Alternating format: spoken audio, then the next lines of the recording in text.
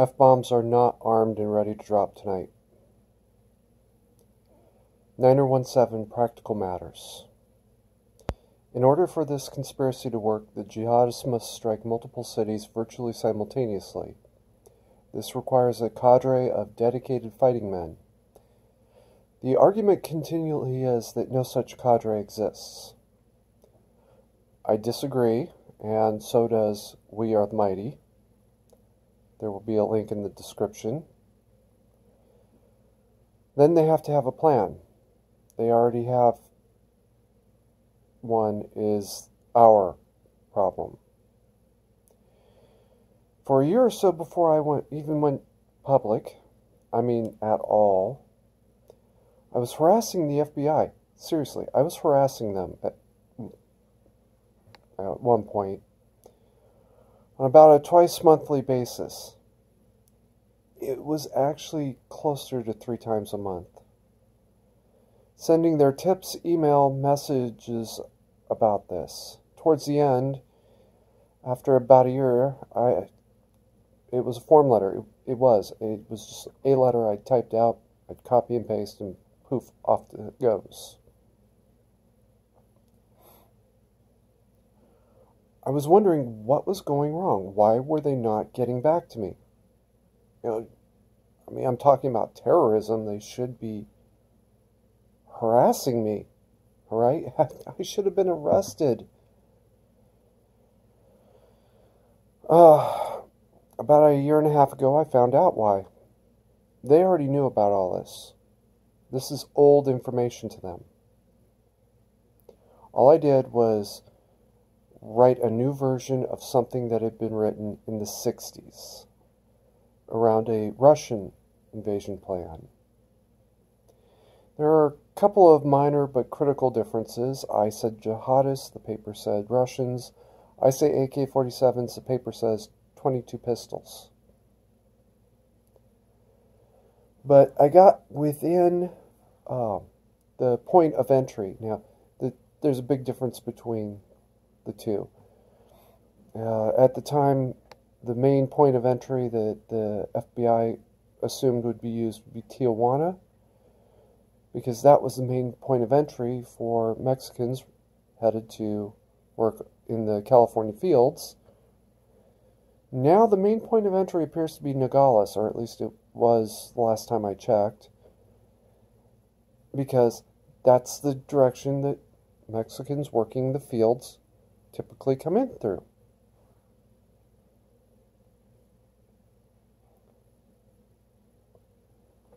I called that part too. Alright. I want to address some criticisms. 200 fighters is just too many to control. I strenuously disagree, especially with the advancing technology and most pointedly twatter. But okay, fine. I drew a line around Montana, Wyoming, Colorado, Oklahoma, Arkansas, Tennessee, Kentucky, and Ohio as an exclusion zone, basically the entire center of the United States. The more or less center, the flyover states, do get ignored because it's not as convenient. Happy now? If I did the math correctly, and I might not have, that leaves 31 states. I'd already taken Alaska and Hawaii off the list. Let us presume, for the sake of argument alone, if nothing else, that this proves too daunting. Too many targets, too many people. This really only means 62 targets and 124 fighters. But okay, sure. Let's cut this down. California has 2 major cities and a capital. Oregon and Washington have 1 each. The eastern seaboard states each have 1 city that, if you know of America, you'd have heard the name. Boston, New York, Miami, Chattanooga. Let's round that off to 23 states, so 25 cities, one each plus 2 for California. How you justify attacking the state without attacking the state capital, I don't understand, but okay. All right. In 2016, Barack Obama imported 16,000 Syrian refugees, mostly Syrian refugees. If even 1 in 100 were ISIS plants, that would still mean 1,600 fighters. That's 8 times the original number. Just throwing that out there. Now, let us presume for the sake of argument that the jihadists are sent with orders to recruit a local to their aid. How you'd recruit an American to join ISIS in the United States successfully, that really doesn't make any sense, but okay. That reduces the number of fighters for this revised plan to 25. That still doesn't explain how you'd control them. Well, twatter. All right. It really is this simple. The fighters follow an account, let's call it down-home news service, which purports itself to be a news amalgamation service for Syrian or Libyan or Somali or whatever natives living abroad. Those kinds of services do exist already, so I'm not making anything up. Yahoo does it. As the fighters are training in their home region, they are instructed to ignore any news that looks like, well, news. The system can even, in fact, be automated to draw in and push legitimate news from various sources, even automatically translating it from French, German, Spanish, Portuguese, Russian, what have you, to the language the fighters collectively know, most likely Arabic. From there, they are instructed to watch for key phrases or perhaps avatar changes as a first warning, kind of a heads up, something's coming. On the day the Iranian handler is selected, they then send out a coded message ordering the strike. It could be as complex as a full declaration of intent to destroy the great Satan, or as simple as one word. Now, for example. Between arrival in the United States and the go signal, they are ordered to lay low, keep quiet, and continue to pass themselves off as some simple person looking only to live his life. We're talking about a very well-funded organization. They have millions of dollars that they got from the Iraqi oil fields still. It would be very easy for them to give their 25, 50, 400 originally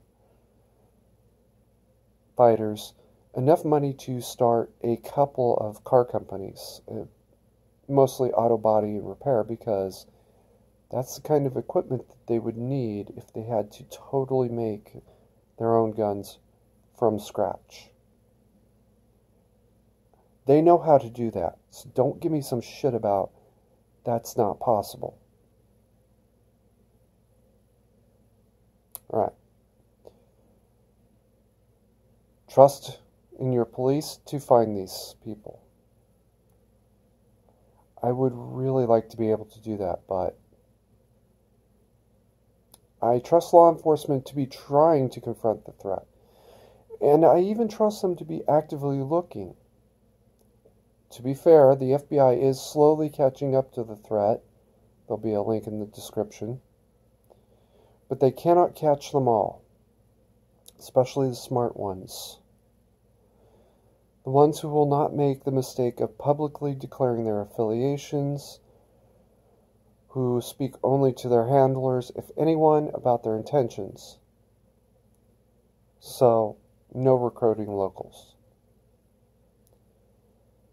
This is the kind of people that Iran would pay to ship. This is wholly unprecedented. That means it's happened before. In fact, we still from time to time discover evidence of Russian version of this plan, most recently an abandoned advanced guard spies bunker in the backyard of a home around 2008. Amongst the other artifacts was an AK-47, an AK-74, 10,000 rounds of ammo. It was stacked as tall as a man. Hundreds of magazines, probably bought in the United States, and most of all, a radio to contact Moscow.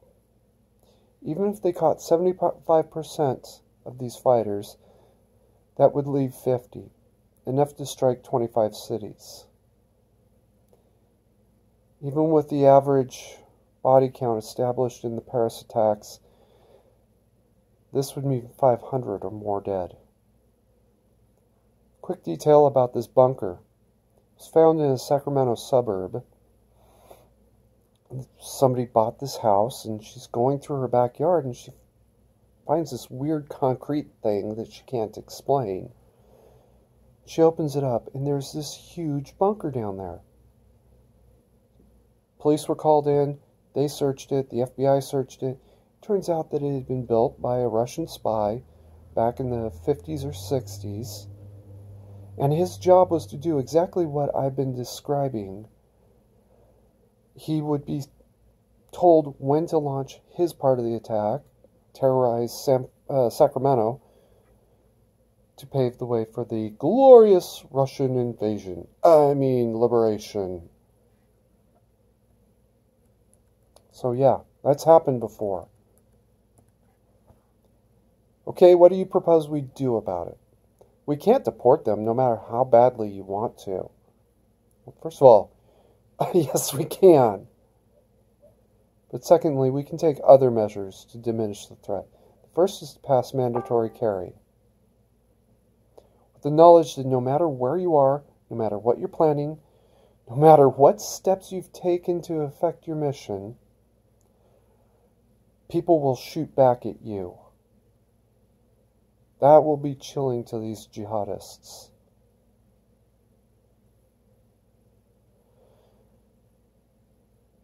They might take as many as 5 per attack. That's it. That's all they're going to succeed. And that's a very high estimate.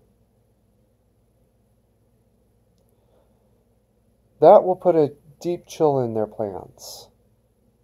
Even if theoretically plausible that they would simply abandon their... It is theoretically plausible that they will simply abandon their plans as no longer workable.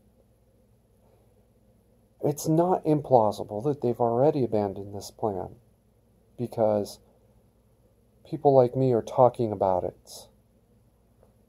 We're out there saying this is something that could happen. Admiral Isoroku Yamamoto warned Hirohito and Prime Minister Tojo many times, in many ways, that a direct confrontation with the United States would be unwise and even suicidal. He warned them against attacking Pearl Harbor. That's the truth. He told them, do not do this. And they ordered it anyway.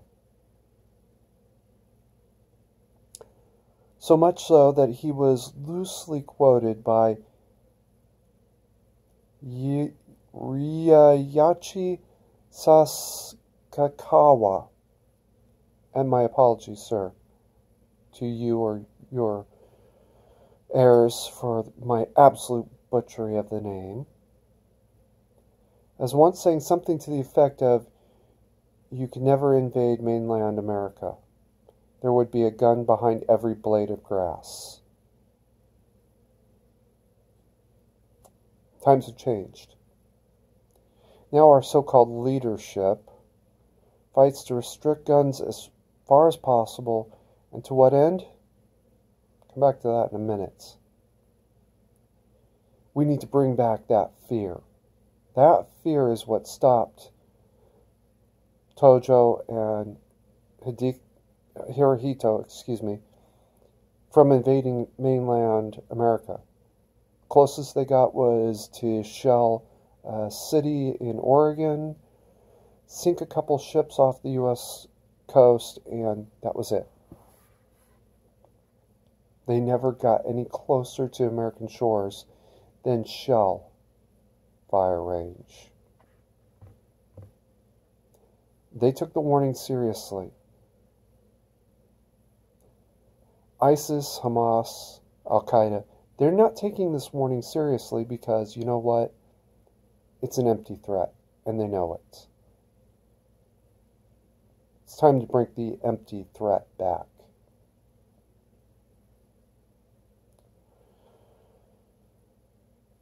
Okay, so why is our leadership restricting the one thing that would actually scare ISIS and Hamas and Al-Qaeda from doing something like this? It's treason. Pelosi, Feinstein, Schumer, the Clintons, they know of the original FBI report. Hell, I know of the original FBI report. I've seen a couple of quotes out of it. Bill in particular cannot possibly not know of this report because as president, he would have been briefed at least nominally about it.